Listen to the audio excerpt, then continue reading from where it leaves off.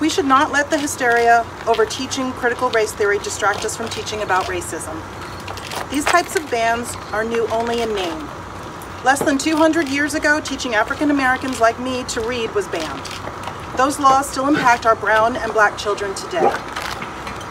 When we only seek to uplift or tell a narrative that is untrue or affirming, we don't help our children learn and grow from our previous mistakes.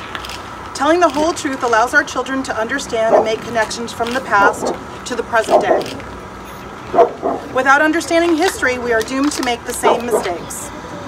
Teaching about our country's failures will not teach our children to hate this country, but will instead allow them to see that we can all work together to make our country fairer and more equitable for all people. Some say that talking about racism will teach students to feel bad about being white. I agree that some of our history is hard to hear, but keeping information from our children will only make it worse.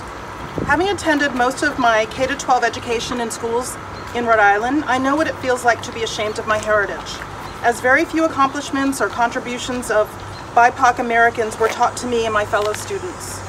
And while some groups are trying to prevent critical race theory from being taught in schools, which in the past 30 years as an educator, I see no evidence of any teaching of this theory, as a black educator, I wish it was.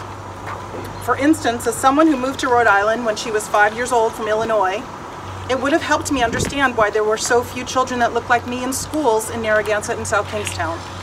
The federal government played a major role in this segregation. For decades, many banks in the U.S. denied mortgages to people, mostly people of color, in urban areas, preventing them from buying a home in certain neighborhoods or getting a loan to renovate their homes. The practice of redlining, once backed by the U.S. government, started in the 30s and took place across the country. That included most of the nation's largest cities, and others with large minority populations like Providence. As a result, banks and other mortgage lenders commonly rejected loans from credit-worthy borrowers based strictly on their race or where they lived. As part of this practice, financial firms, real estate agents, and other parties marked geographic areas that were effectively off limits for issuing loans. Scholars who study housing discrimination point to redlining as one factor behind the gulf in wealth between blacks and whites in the U.S. today.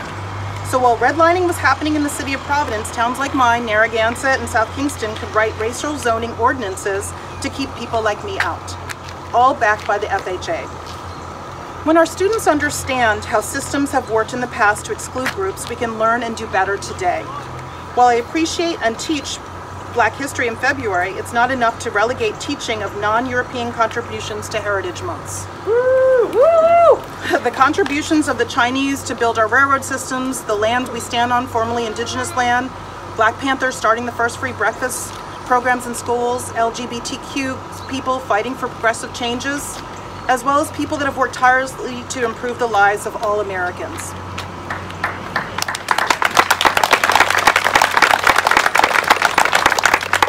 When we leave out or center certain people over others, it harms those not included. The school curriculum should allow our students to understand multiple perspectives.